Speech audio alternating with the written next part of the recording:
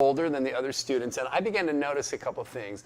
One was people who complain. You know, you guys have work day on Saturday, right? What I noticed was people who complained the most about whatever job they had always seemed to get the worst jobs. And I, to this day, don't know if that was a thing. Like, if the leadership at Cape and Ray actually were like paying attention. When people grumbled about their job, they made sure those people got the worst jobs. But I noticed it was a real thing. The other thing I noticed too is every semester, everybody switched rooms and you got new roommates. So it happened 3 times, right? You got 3 different sets of roommates every time you're there. And I began to notice that if there were 2 people who really, really didn't get along and clearly didn't like each other, guess who their roommate was the next semester? And so I thought, you know, I feel like I need to warn the Kauai Christian Fellowship kids, hey, 2 things. When you go to Cape and Ray, number 1, never complain about the job you're given, right? In fact, act like it's the best job you ever had and be super upbeat and positive. And if there's someone you don't like at Cape and Ray, don't tell anybody, because that person will end up your roommate next semester, right? Anyways, that's how this talk got started. And then that talk began to branch out and it got bigger and bigger. And so now it's sort of turned into this, you know, what I call thriving at Cape and Ray talk that I give to the kids before they go to Cape and Ray. So I changed it a couple years ago or last year, and Rick thought it was really helpful. And here's an interesting thing. You would have thought the time to give you a talk like, wait, let's go back one. If I was going to talk to you how to do well, how to thrive at Anchor House, that would be something you do week 1, right? But I was thinking about it the last couple days. I'm kind of actually glad we waited until, what is it, week 3 now? Where are we at? Wow, can you believe 3 weeks already? Wow. It's almost Christmas. Not, just kidding. But here's why. Here's why. Listen up, listen up. I'm going to guess that some of the shine of being here has already started to fade a little bit, right? Like, I'm going to just guess the first week you're like, oh my gosh, I can't believe we're in Hawaii. We're going to the beach every day. And then after a while you get sunburned and you already don't like somebody here, or you're sick of the food, or you don't like sleeping in a room full of people. You know what I mean? Some of the shines maybe come off a little bit. And now, wait, listen up. Now you're actually starting to get sort of into, oh, I'm going to be doing this for like the next set of months, few months, 6, 7, 8, 9 months, I don't know, whatever's left. This is what I'm going to be doing. And I think now is actually the perfect time for you to hear what I want to talk to you about today. And so the first thing I want to ask you is this, and I'm just going to go to blank screen here. Yeah, blank screen. I wonder, is there anybody of all of you 30 that have lived, let me finish before you raise your hand, away from home, 100% financially independent of your parents for a year or more? Raise your hand. Nobody. Okay, that's why I asked that. And by the way, I know there's some gray areas there, how financially independent or how far away from home or whatever. So I'm glad we had this moment, okay? Because here's why. By the time I went to Cape and Ray, I was 30 years old. My parents fully supported me through university. Like, what a blessing. My dad paid for all my tuition and books and even gave me a little bit of spending money, although I did, like you guys, I worked all through school. By the way, I want to tell you this. I'm very proud of all of you that last week when I was talking, almost every single one of you work. Yeah? You have had a job and you know what it is to work for money. I give you kudos and credit for that because not everybody does, and I think that's like super important that people know how to do that. But here's what I want to tell you. It's going to be hard for you to understand this, but I want to try to wrap your head around this. When I went to Cape and Ray, it was like taking a year off the merry-go-round of life. Here's what I mean by that. What I had been up to was I was paying rent, car insurance, car payment, car repair. I was paying my own health insurance. I was paying my electric bill, my phone bill, my water bill. Does that make sense? Yeah? I had to go to work 40 hours a week parking cars for a living so I could save enough money to go to Cape and Ray because I paid for Cape and Ray out of my pocket completely, right? And here's my point. When I got to Cape and Ray, I can remember waking up in the morning, and I'm a big-time coffee drinker, yeah? and making my stiff cup of coffee, and here's what I would think to myself. This is freaking awesome.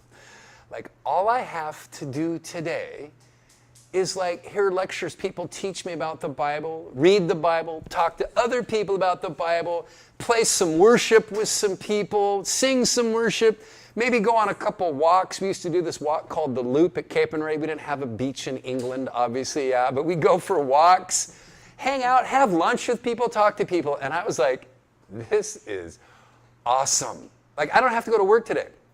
I don't have to worry about paying the electric bill, the insurance bill, the water bill, not worried about the clutch on my car. I was driving their vehicles. My point is this. You will never have an opportunity like this again for the rest of your life, because even though you haven't done what I was doing before I started Cape and Ray, as soon as you get out of here, that's what you're going to start doing. College, job, marriage, children, career, bills, life.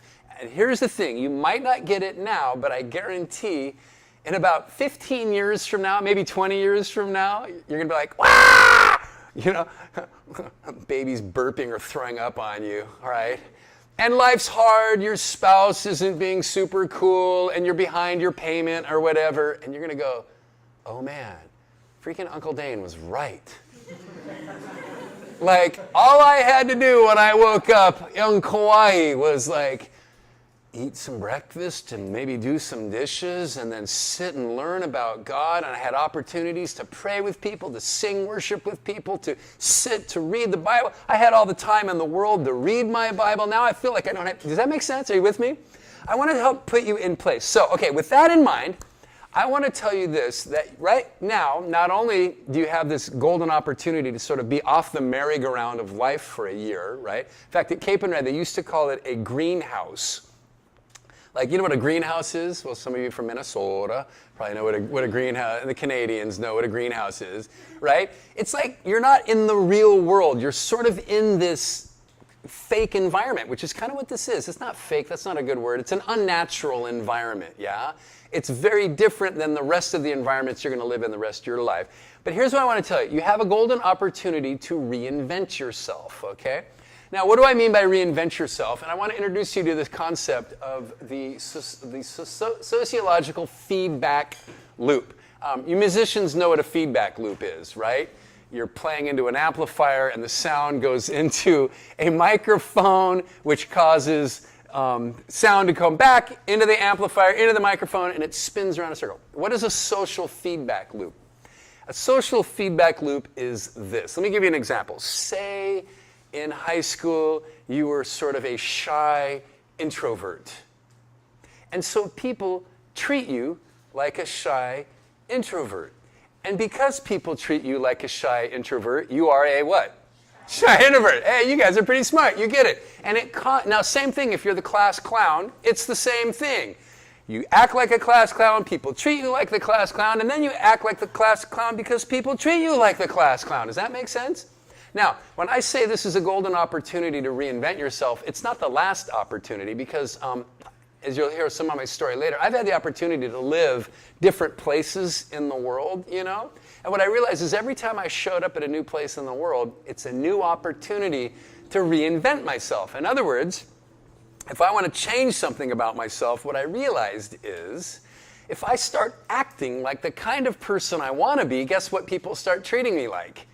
That kind of person. And then because people treat me like that kind of person, I get reinforced. It's the feedback loop. I start acting like that kind of person. So now this is going to be a very, very quick exercise because I don't want to spend too much time on it, but I want to plant the seed in your head that you think about this. And that is, make yourself on your 3x5 card 2 columns. Now, interestingly enough, I did this before I left for Cape and Ray. I don't know why. It just kind of randomly occurred to me. I thought to myself, you know, this is an opportunity, because I'd lived in Africa and Mexico a couple times, and I knew all about like this idea of I can be whoever I want to be when I move to this new place. Like I can be a different guy rather than the same old Dain I've always been. And I knew before I went to Cape and Ray that I had a golden opportunity to be a different person. So what I wanted to do was I wanted to get rid of the stuff about myself I didn't like, and I wanted added to myself things that I wanted to be like. And so I'm going to give you maybe one example, but I'll give you a couple other examples just to kind of pique your brain, yeah, whatever the word is, yeah, pique, P-I-Q-U-E, pique your brain, yeah. I have a very bad tendency to talk too much about myself. My favorite topic is me, yeah? And coming from Kauai, you show up in England, and quite frankly, people are naturally going to be like, oh my gosh, I can't believe you're from Hawaii, you're so lucky. And my natural response would normally be like, I know, aren't I awesome? And I was aware of this. So what I wrote down on my 3x5 card before I left for Cape and Ray is, don't talk about yourself. And then in the positive column, I said, ask people more questions about themselves, and then I underlined, listen. So that first couple of weeks at Cape and Ray, I kept finding myself saying things like, oh my gosh, you're from Saskatchewan. That's amazing. Tell me more about farm life in Saskatchewan. Does that make sense? And people go like, oh my gosh, you're from Hawaii. What's it like? I'm like, it's okay, but what's Saskatchewan like? It's awesome. Thank you. I was waiting for somebody to say it. Silas? Yeah. Got it. Okay, boom, yeah. Okay, so that was something about me, myself. Now, let me give you some other examples. Maybe you've always been kind of a lazy slob and not particularly, what's the word I'm looking for? Clean, sanitary. What's the word I'm looking for? Hygienic, that's the word I'm looking for. Golden opportunity to change yourself. Maybe I start bathing more and better and brushing my teeth more and better. And, I don't know. Maybe, I was thinking about this outside because I noticed, if you know me already, you kind of know I'm a bit more of a slacker. I'm kind of laid back guy. So the things I wanted to change about myself was I wanted to be more disciplined. So one of the changes I made about myself at Cape and Ray was to be more diligent in my quiet time, my reading time. I'm a big time reader, but the Bible was always at the end of the line of all the things that I thought I had to read first, so the Bible always got shoved in the back. So what I did was I put the Bible at the front of the line instead of the back of the line. I'm a laid back slacker, and so I had to be more disciplined. But you might have the opposite problem. You might be wound up a little too tight. Maybe you've always been a little hyper-disciplined. You were the nerd in high school that always did everything correctly the right way. Maybe what you need to do is relax a little bit. Be a little bit more chill. Let things go a little bit. Don't be so anxious about it. Does that make sense? Yeah? Okay, I think I'm out of things to tell you about that. And I think oh, by the way, I got this funny story. I got a card about 2 years ago from a woman who I noticed, she and her husband started coming to the church. And so I invited them out for coffee at Dark Horse, like I will take probably many, if not all of you, out to Dark Horse eventually for coffee. I had a meeting today at I was already at Dark Horse this morning, meeting a snowbird couple, right?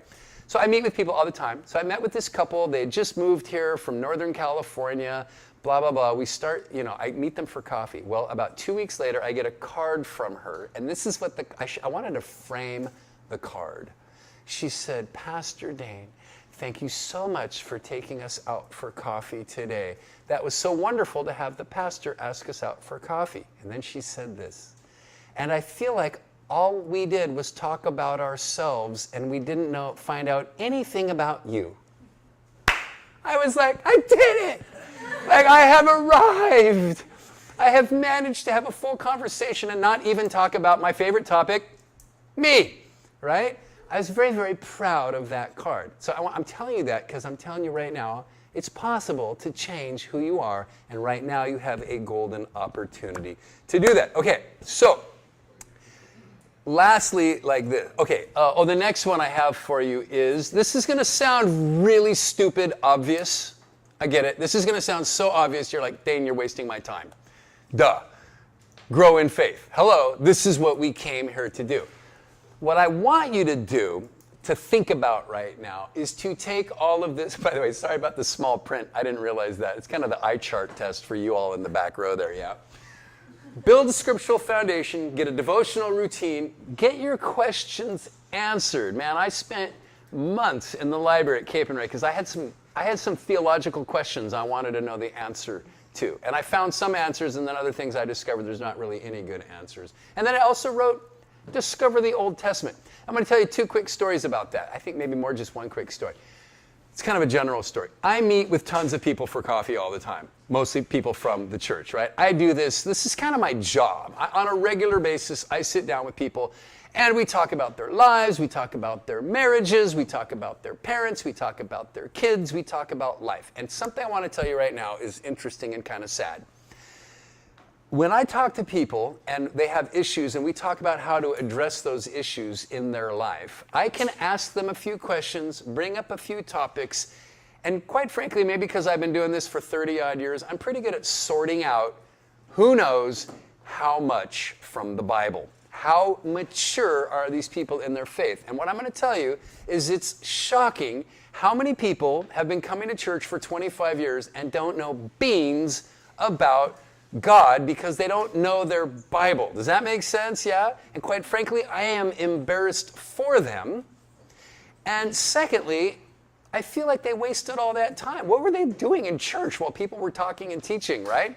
So I want to challenge you to learn your Bible this year so that in 5 years, 10 years from now, when you sit down with your pastor, because maybe they're going to talk about some ministry thing, or maybe you've got issues with your marriage, or issues with your kids, or issues with your parents, that when that pastor talks to you, he's kind of like, wow, this person knows their stuff. They know their Bible. Here's why. Knowing your Bible is how you know God, and knowing God is like having arrows in your quiver. Does that make sense? You have, or maybe that's a bad example, maybe tools at your disposal. Because when I talk to some guys about, well, maybe what you need to do is kind of let that go and just sort of die to self. And I'm shocked that sometimes guys are like, what's that mean? And I'm like, die to yourself, lay down your needs. And they're like, why would I do that? And I'm like, how long have you been a Christian, right? Does that make sense? One of the most fundamental points written about in the Bible is how to die to yourself, right? This is what I'm talking about, the kind of thing you need to know. Okay, so let's get on to more practical things. This is super general. I guess what I'm saying is this. I will leave with this one last illustration from Cape and Ray. At Cape and Ray downstairs, because it's freezing cold outside all the time. I should have put the snowy Cape and Ray picture up there. It's not like Hawaii, like you guys, right? But downstairs in the basement, there was a ping pong table. And I was committed that I wasn't going to waste my year not surfing, my year not living on Kauai, to live in a small, cold castle in England. I didn't want to waste a year of my life playing ping pong. Does that make sense? I wanted to fully maximize my growth in the Lord while I was there, because that's why I was there. And I went around the room last week, and that's pretty much what all of you said. I want to get to know God better. I want to know the Bible better. It's kind of 2 in 1, same thing right there. So I want to challenge you, don't waste this opportunity. Okay, so everybody needs to have a Barnabas, a Paul, and a Timothy. Have you ever heard this concept before? This is a great concept, not just for Anchor House, but this is a great concept for the rest of your life. What do I mean by a Barnabas, a Paul, and a Timothy? Well, read the book of Acts and you'll figure it out pretty quickly, right? But everybody needs it. Okay, so let's go one by one through, then I'll give you examples from my own life. Barnabas. Barnabas is, remember Paul's buddy that hangs out with Paul in the book of Acts? If you don't know this, you'll know it by the end of the year.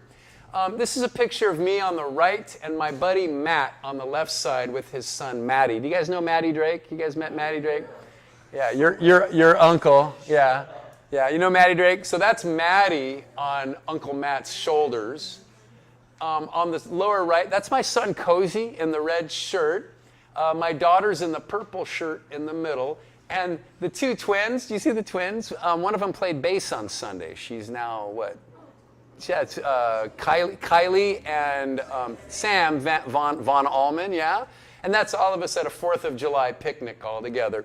The reason I'm showing you this picture, that's Matt. In fact, Matt just texted me right before class started. Matt just sent me the wind report. Are we paddling when you're done at the Anchor House? We're going to go for a quick surf as soon as I get out of here. He's my buddy. Does that make sense? We're equally yoked in our faith. We hang out with each other, we talk story, we call each other with problems, this and that. Matt is like my buddy. But about 30 years ago when I was a new Christian, somebody asked me if I had a mentor in the faith, and I did not. So I actually picked somebody, and I sort of forced him to be my mentor. I actually had to ask him 3 times, and I couldn't believe it. I said, hey man, would you disciple me and kind of mentor me? And he said, yeah, sure. And then he never called me back or whatever, so I asked him again a second time, hey man, would you disciple me? Would you mentor me? And he goes, yeah.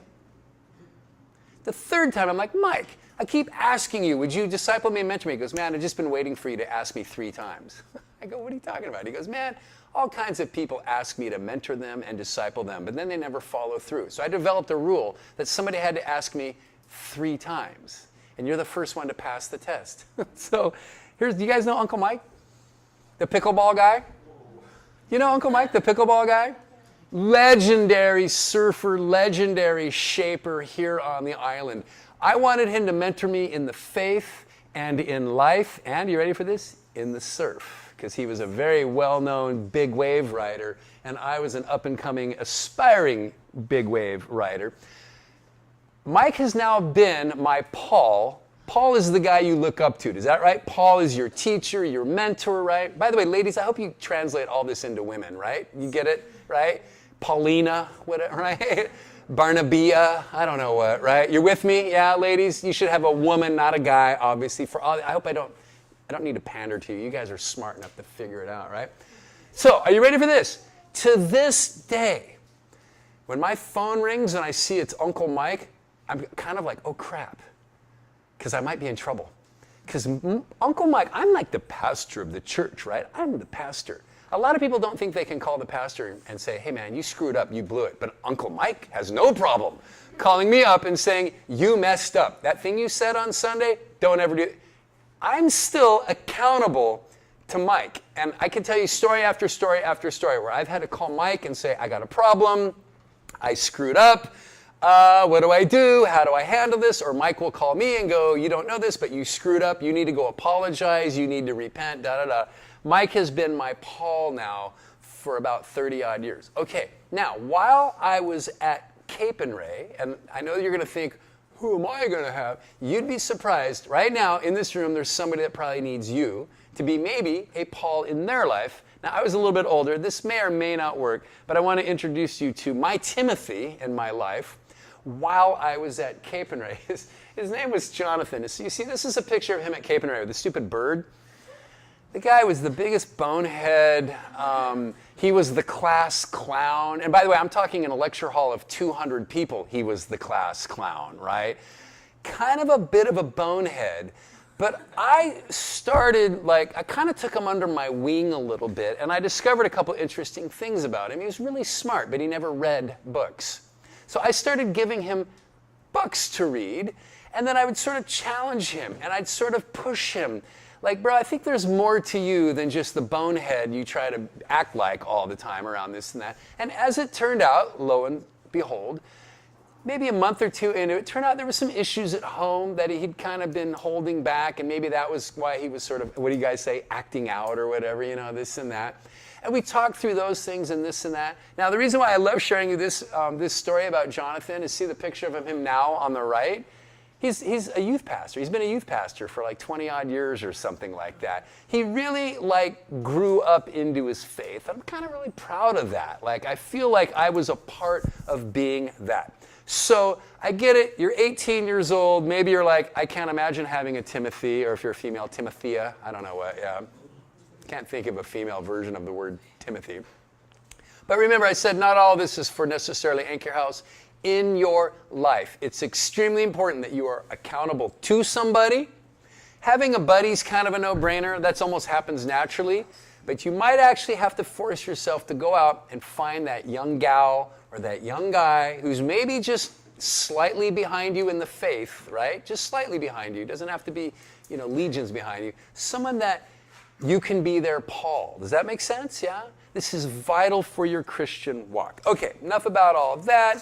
What else we got here? Paul, Timothy, da-da-da. Okay, next one. It's kind of, I'm almost going to skip this. I'm going to say volunteer for outreaches. This is part of my Cape and Ray talk. But you guys, you are forced to have, that sounds awful, doesn't it? Yeah. You are required, right, to have an internship. So you're already all going to be serving, right? Is that right? It's kind of built in. So I don't really have to like say much other than that. Maybe I would say, yeah, lean into it. Like really lean into it, into whatever skill you're interning in. That's all I'm going to say. Oh, by the way, this is a picture of Doncaster Methodist Church. It's where I did my 10-day outreach. At Cape and Ray, we had to do a 10-day outreach. And maybe I'll just tell you right now, you're going to hear lots of stories about Doncaster Methodist Church because it was the most awkward and dysfunctional church I've ever been a part of in my life. And for 10 days, have you ever seen that TV show, The Office? Yeah. You know how they're all about awkward moments? This church was like the office of churches. Weird characters, lots of like, okay, what is actually happening here moments? I remember one time we'd come from one event, and I was like, since I was older, I was in charge of a group of like 10 people. I want to say teenagers, but they weren't all teenagers. And there were people from all over the world, you know? And we get back in the van, and it's kind of quiet. And this one Canadian girl, Christine, she goes, can I just say something? I go, yeah. She goes, is this the most awkward church you've ever... I know, everybody went, yeah, these people are freakazoids.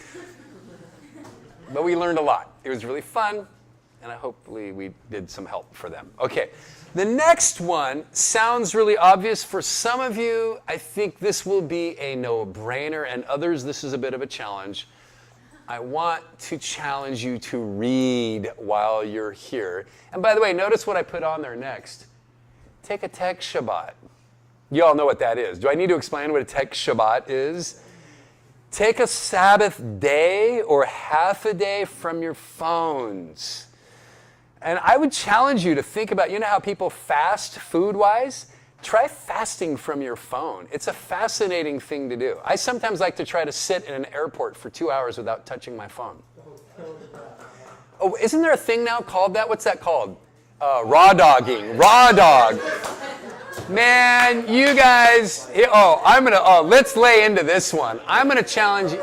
Do y'all know what that is? Okay, explain it. Wait, it's Kelson. It's like when you just... Wait, listen, guys, I want you to hear this. Wait, Ali, listen, I want you to hear this. It's kind of like when you just cold turkey, just don't do something, or like maybe like just sit somewhere with your own thoughts. Yeah. Just raw dog it, like no comfort,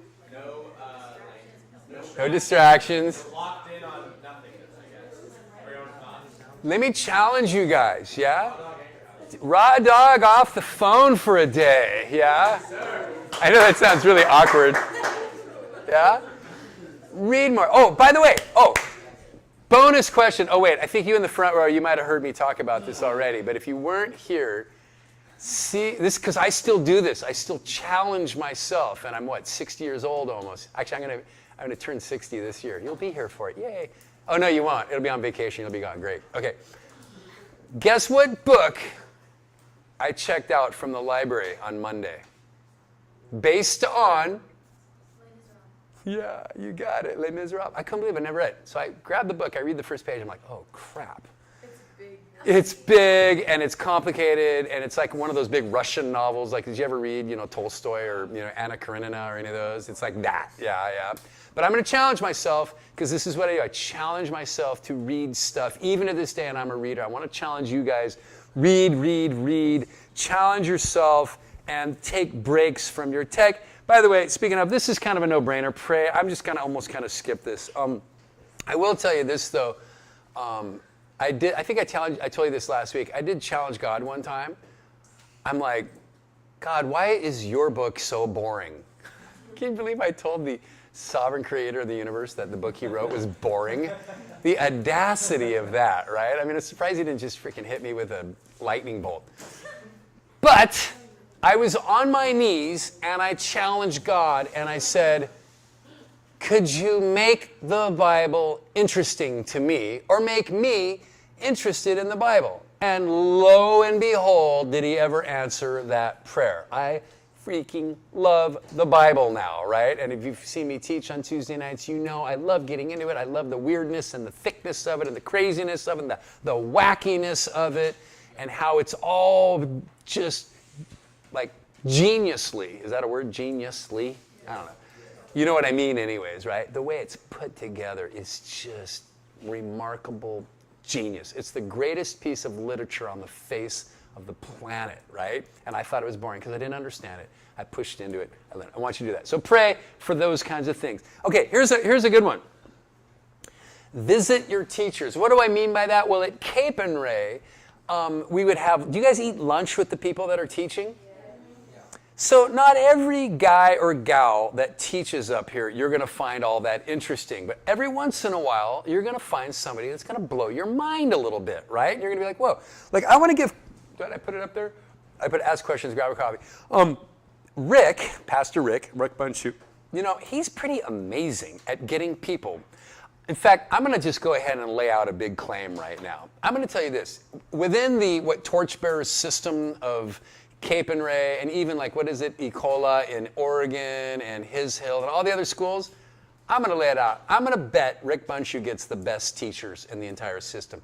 He gets like these crazy famous people. You know why? Because everybody wants to come to Kauai, right? For starters, right? But Rick is just got a gift for grabbing people. And I'm like, oh my gosh, you got that guy? What's that guy coming at the end, the Black Baptist guy that's coming at the end of the quarter here? He's phenomenal. I'm like, I can't believe you got that guy, you know? I forget his name now. Anyways, I'm kind of jealous. In fact, I'll probably be sitting in here with you guys when he's teaching, yeah? But here's my point. Don't just sit in here. You learn so much more. By the way, if you ever go to college, this is like some of the best advice you'll ever get. Always, always, always go to office hours. It's how you learn more than the other people that are also taking tests and writing papers, yeah? And getting to know the professor, you learn more and your grades will be better, yeah? Take full advantage of the speakers that come through here. By the way, including myself, and I say that not because I'm like such the great speaker, but let's go grab a coffee. Let's talk story. It's such a great way to learn and grow in your faith. And by the way, ladies, don't ask me out for coffee, but find the gals in the church that maybe you look up to, you know, like maybe Sarah on the North Shore or Leah down here. Always be looking for somebody ahead of you and learn from them. That's kind of like more back to the Paul thing, the Timothy thing. Oh, Jungle Jen would be a great example. Jungle Jen would love nothing more than to take you out to coffee and let you pick her brain about things in your life. Does that make sense? Yeah, she would love that. You would learn so much from that. So much so that I'm just going to lay it out. You'd be stupid not to. Does that make sense? You're wasting your time here if you don't take full advantage of some of the incredible people that Rick is bringing here. Okay. I'm lecturing away. Okay, do your job and don't complain about people. Now, I know that's kind of stupid. It's more related to Anchor House. I don't know how it works here. I doubt Nate is like looking around to see who's complaining about their job and then giving them the worst jobs. But I still think it works, even if it doesn't really affect here. But the next one is our second to last one. And this one is actually straight practical advice. But it's really, really good advice, not only for your time here at Cape and Ray, for the rest of your life, and that is exercise. Man, take care of your body.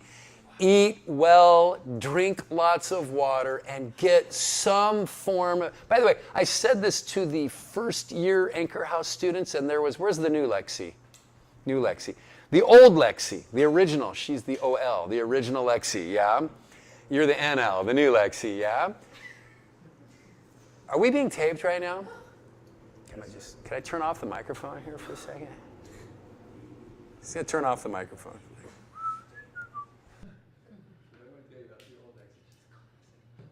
Just in case for some reason she's watching, I don't want to insult her because I love her here.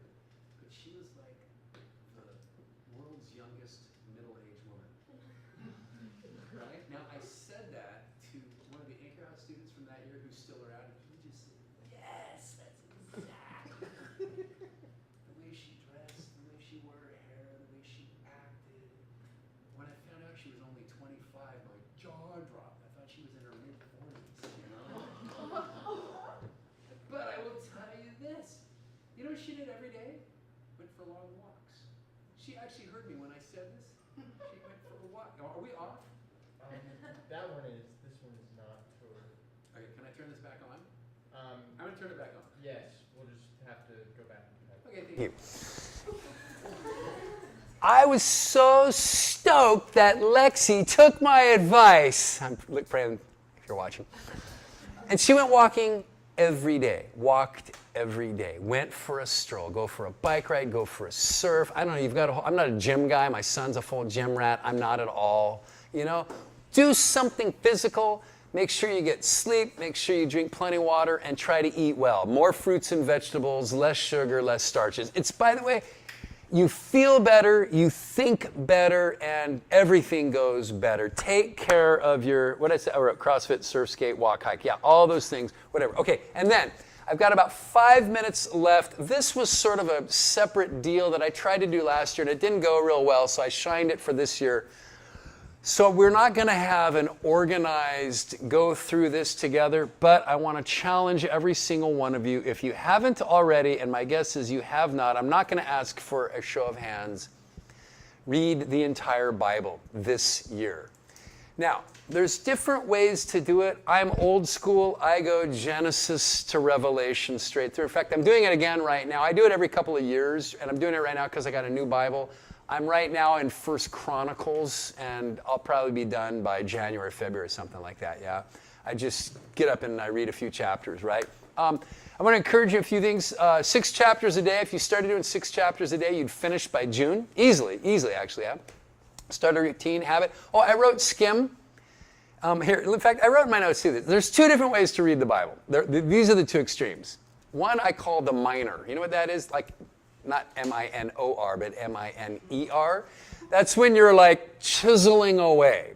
So my Bible study on Tuesday nights, I tend to do this. I think the first night some of you came, we did a total of 2 verses in an hour, right? I'm grabbing one Greek word, I'm expanding on that concept, If you're teaching through the book of Romans, you could literally go 1 verse at a time. But you can't teach like the book of Jeremiah like that, because for starters, it'd take you 18 years to get through it, right? And secondly, it's not necessary. So what I advise people is this: don't read it like a minor if you're going to try to read the whole Bible between now and the time you finish Cape and Ray. I heard this from, you guys ever watch Bible Project videos or listen to, Tim Mackey? Okay, I love those guys. In fact, that's part of my thing here. Oh, I said start with the Bible Project overview. It's already up on the screen. They say this: wouldn't it be funny, not funny, but if you watched movies the way we tend to read the Bible as Bible scholars, what it would mean is we'd watch about 3 minutes of the movie and stop and then talk about it. And we'd talk about it for an hour. And then imagine if we did that, we tried to watch a movie that way. And then the next day we came in and we watched 3 more minutes, and then we stopped. You barely wouldn't even remember what the damn movie was about, right, by the end of the movie, right? Because it'd be 10 weeks after you started the movie. Does that make sense? Let me encourage you this. If you're going to take me up on this challenge and actually try to read through the Bible in a year, or between now and June or whatever, or just however long it takes, I want to challenge you and encourage you. I think every Christian should read the entire Bible. Does that make sense? Yeah, I just do, yeah? To read it more like you're watching a movie. Go ahead and skim. When you get to one of those weird genealogies, you don't have to read every single name, and then if you don't feel like you cheated, yeah, just skip it or skim it. Does that make sense? Yeah? I usually skim to see if there's any names I recognize, and if I do, I'll go, oh yeah, look, Noah made it, or oh yeah, Obadiah, my favorite guy, whatever, right? By the way, I think I wrote in my notes here. This is interesting. Let me. Did you know that 40? How many books in the Bible? 40 of those 66 Bibles you can read in less than an hour. Did you know that? Less than an hour. You can read the book of Ephesians in 20 minutes. I mean, literally, when I'm done talking, you could go right now, go read the book of Ephesians before lunch starts. It's not that complicated. Does that make sense? Yeah? Now, getting through Leviticus, yeah, slow going there, whatever, right? Yeah? But I want to encourage you to do it, to just sit down. So, by the way, one time when I was at Cape and Ray, I went to Morocco to surf for spring break. Kind of a funny story there. It was supposed to be a 2-week spring break, and I turned it into 3, and I missed the first week of Cape and Ray. But it wasn't really my fault. I got kind of stuck there, and then it turned out God had me stuck there for a reason, and it's kind of a fun story for another time. I'll share with you. But I decided I'm going to read the entire New Testament in 3 weeks. And I actually finished it in about 2 weeks, actually. And here's why. The bulk of the New Testament is written as letters, right? Well, what I did was I challenged myself at what speed, by the way, this is so funny. Let's talk about dating myself. Do you realize that we didn't have internet back then?